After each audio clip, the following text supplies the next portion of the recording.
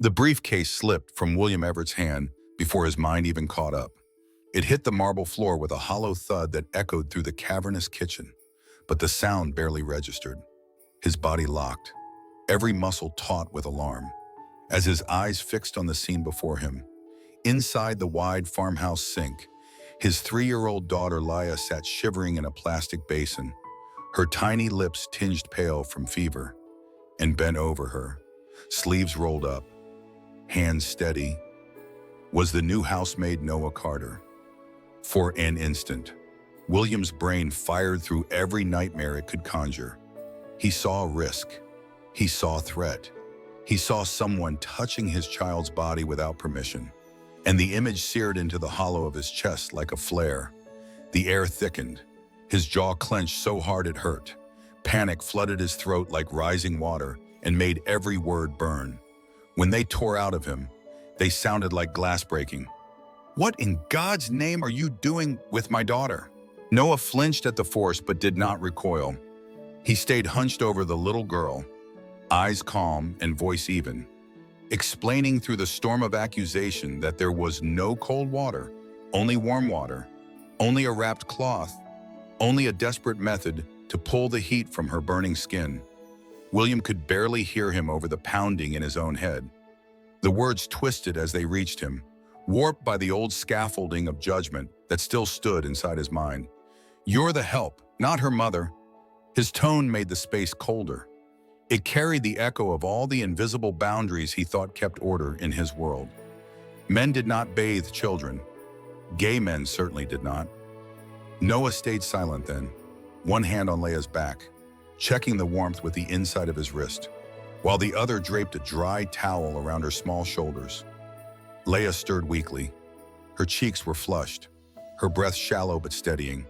She blinked at the towering figure of her father and whimpered. Her voice cracked like a match when she cried out, "Mimi." It was the soft name she had given Noah on his first morning in the house, when he knelt to tie her shoes and she giggled at his clumsy bow.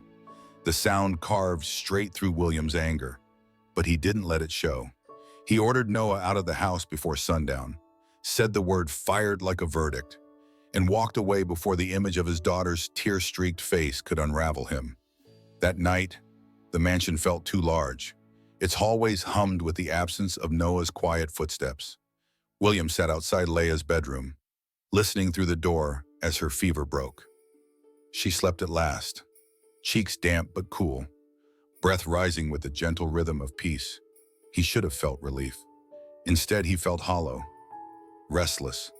He opened the security feed on his phone.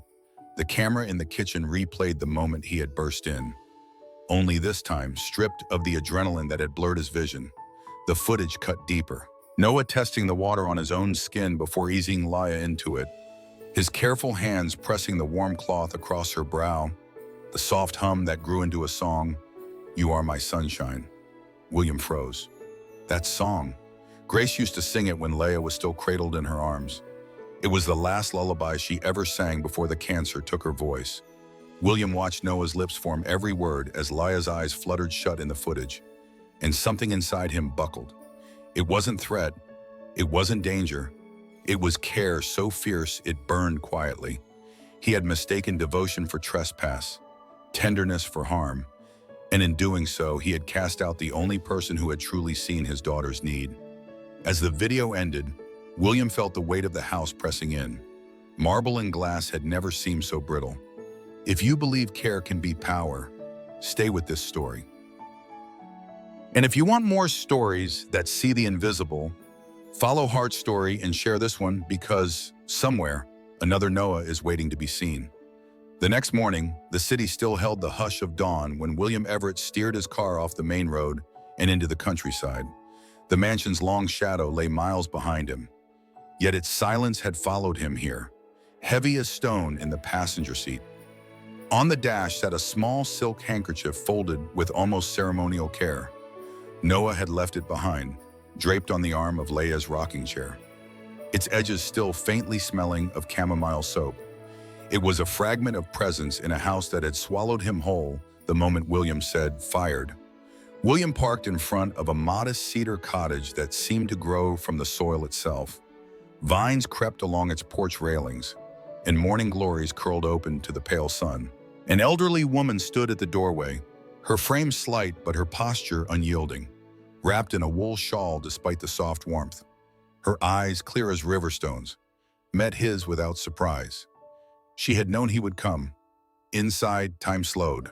The house smelled of time and old books, a place built on care instead of conquest. She poured tea without asking questions. William set the silk handkerchief on the table between them like an unspoken apology, and for a while neither spoke. When she finally did, her words peeled back the shape of Noah Carter's life with unflinching honesty. Noah had not always been a maid. He had been a nursing student once, studying pediatric care with a mind like wildfire, the kind of mind that never forgot a single protocol or pulse. But classrooms became battlegrounds after he came out. Snickers curdled into slurs, mentors looked away, and every shift turned into a gauntlet.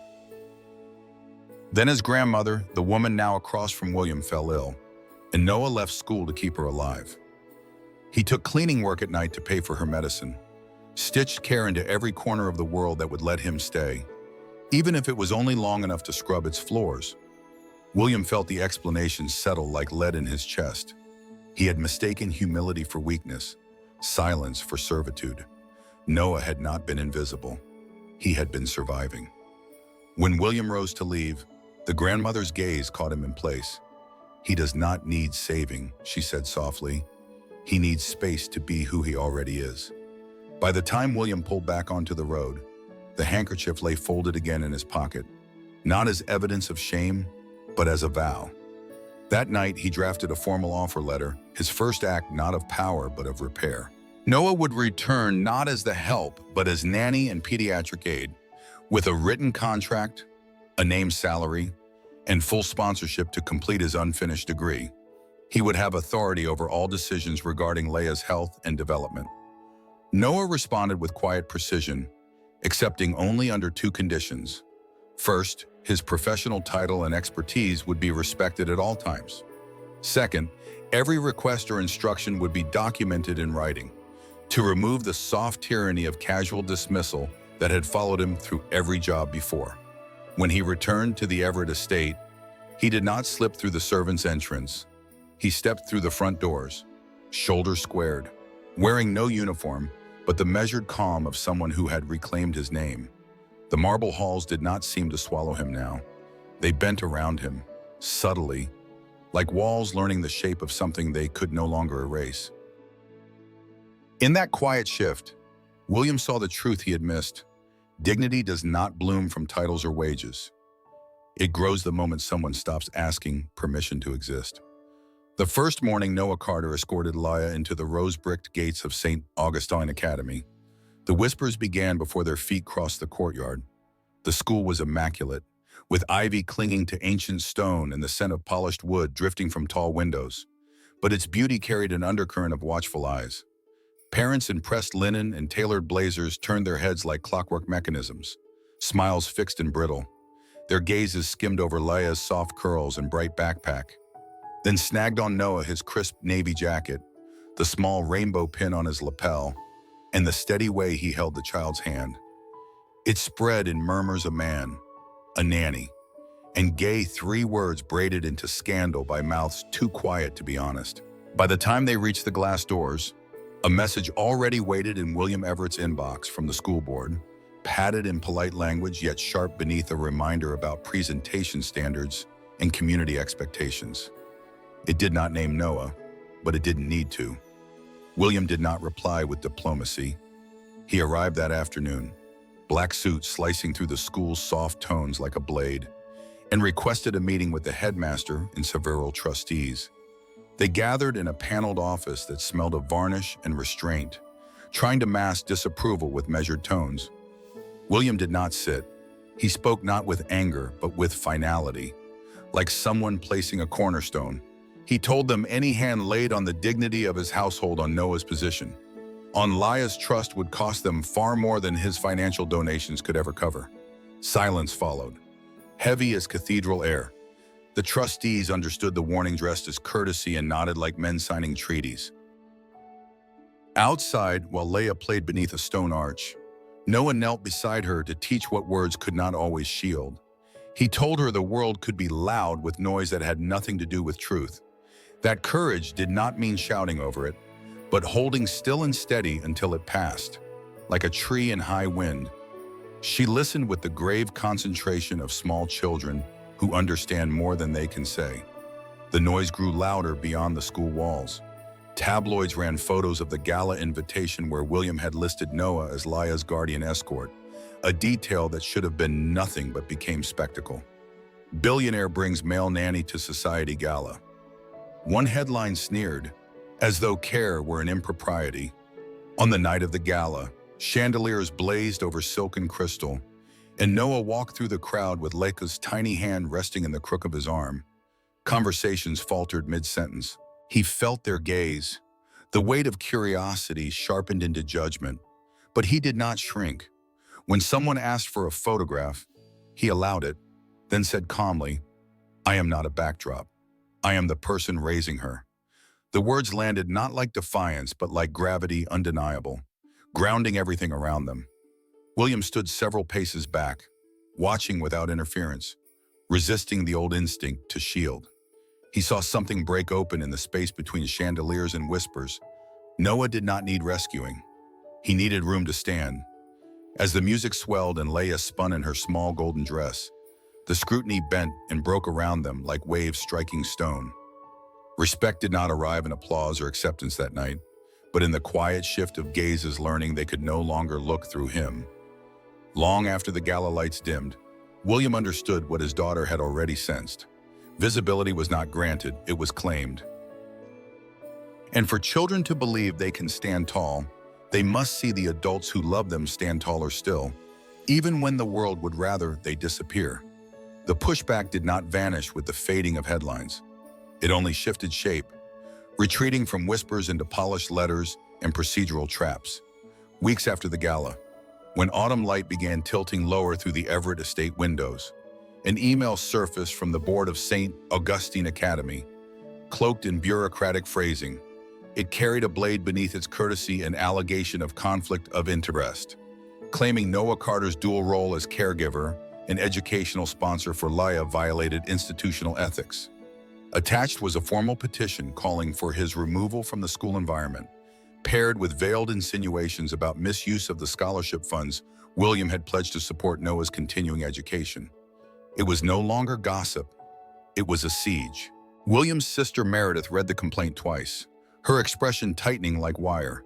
She had managed corporate scandals before, weathered hostile takeovers and smear campaigns, and she recognized the choreography of a takedown. She summoned her network like drawing a bowstring attorneys, public relations strategists, allies from community health boards who knew what systemic bias looked like when it wore the mask of policy. They built a fortress of facts around Noah's record, documented credentials, pediatric coursework transcripts, letters from families whose children he had quietly stabilized during emergencies long before he stepped into the Everett household. Yet Noah remained the calmest among them. He spent the nights not drafting statements, but tending to Laya's bedtime rituals as if nothing beyond her small world existed. And when the pressure crescendoed, when local media began circling with the smell of scandal in their questions, he did not hide behind William's wealth or Meredith's legal firepower. Instead, he asked for something different, a microphone. They found him standing at the podium of the Northside Community Center, not dressed in armor, but in the same gray sweater he wore when carrying Laya through fever. Behind him stretched a mural of children's painted handprints like a field of wild blooms. His voice did not rise, it anchored. "I am proud of every floor I've scrubbed, every bottle I've warmed, every night I stayed awake to make sure a small body kept breathing," he said, eyes steady on the camera lenses. Care is not a transaction, it is transformation. The room hushed. Even the skeptical reporters. The clip spread beyond the neighborhood, beyond the city, across screens where parents and pediatric nurses nodded silently at their kitchen counters. Letters arrived at the academy, signed by dozens of local families. Some who had never met Noah but recognized the shape of devotion when they saw it. Pediatric staff from the regional hospital co-signed a statement affirming the legitimacy of his training. Under the weight of this quiet collective refusal to erase him, the board's resolve cracked. The complaint was withdrawn without ceremony or apology, erased from the docket as though it had never existed. That evening, as the estate's windows glowed against the dark, William Everett paused outside Laya's playroom. Inside, Noah sat cross-legged among scattered blocks while she built towers with soft, intense concentration. There was no triumph in his posture, only stillness, the peace of someone who had stopped asking permission to belong. William watched him for a long moment and then said what had been coiled inside him since the storm began. "I am learning how to be her father," he admitted, voice low, "by watching the man I once thought beneath me." It was not defeat. It was release, the quiet unlearning of pride that had walled him off from tenderness. In that moment, the lesson stood plain. Character is not proven when the world applauds you. It is revealed when the world doubts you, and you choose to keep showing up with your hands open anyway. The storm passed without fanfare. No press release announced its end. No board member apologized. The silence left in its wake felt almost unreal, like the eye of something vast that had spun itself out. Life at the Everett estate began to find its rhythm again, morning sun through the conservatory glass, the clatter of Laya's toys, the measured rustle of Noah Carter's footsteps as he charted her growth with the quiet precision of someone who understood how fragile thriving could be. But change often waits until stillness before revealing what has been hidden all along. It arrived one evening as William Everett sorted through a storage box marked with Laya's birth records, searching for her vaccination log. Among the folded hospital documents lay a worn manila file from the NICU. The pages inside were brittle around the edges, still faintly smelling of antiseptic. And there, scrawled in the attending notes, was a name he had never noticed: Noah Carter, NICU student, assisted skin-to-skin protocol, emergency neonatal respiratory support. William's breath caught. The world narrowed to the shape of the signature. He read on, the words blurring then sharpening as if the past itself were forcing him to see. The night Grace had gone into labor had been a spiral of alarms, complications, oxygen saturation plummeting, Laya born too early and too small. William had stood helpless outside the glass while masked figures swarmed around his daughter's tiny form. He remembered only panic and prayer. But here in black ink was the missing thread. Noah, a student barely older than a boy, had stepped forward when hesitation might have cost everything. He had been the one who pressed Laya's trembling body against Grace's chest, guiding her faltering breaths back into rhythm with his own steady hands. And then, not long after, he had vanished from the hospital's rolls. The file offered no reason, only a blank space where a career should have continued. William understood now what had filled that silence, the same prejudice that had once lived inside his own walls, the same quiet exile handed to anyone who dared to be both different and excellent. Noah had saved Laya's life and been driven from the place where he had done it. The realization struck like a tide, collapsing everything in its path. William saw the arc of it with brutal clarity, Noah returning years later through a cleaning agency, unseen, unrecognized, carrying the same instinct to protect the child he had once cradled in crisis. That night, William found Noah in the garden, where Laya was asleep on a blanket of twilight and grass. He said nothing at first, only handed him the old NICU file. Noah read it silently, his expression unreadable except for the faint tremor at the corner of his mouth. When he finally spoke, his voice was almost a whisper. "I didn't think anyone would want to know." William's answer was simple. "You saved her." From the first day. What rose from that revelation was not spectacle, but commitment. Within months, the Everett Carter Care Fund opened its first office in a renovated carriage house on the estate. It offered scholarships for men, especially those from the LGBTQ+ community, who sought to work in caregiving fields too often closed to them: pediatric nursing, early childhood education, social care. They named the adjoining therapy and learning space Bridge Meadow, a place where children and caregivers could rebuild trust in the very world that had once failed them. On opening day, Cameras flashed as dignitaries shook hands. But the truest moment came from Laya. She clutched a poster she had painted herself, letters crooked and joyful. Mimi is the light. Noah knelt beside her, eyes damp, as her words cut through all the years of invisibility. He was no longer the maid who had been fired for caring too much. He was the architect of a safer future, not only for her, but for every child who might one day need someone to stay when the world turns away. If you believe care can change everything, what would you build to prove it? Comment. Sunshine to honor those who show up with open hands, and follow Heart Stories for more stories that make the unseen visible.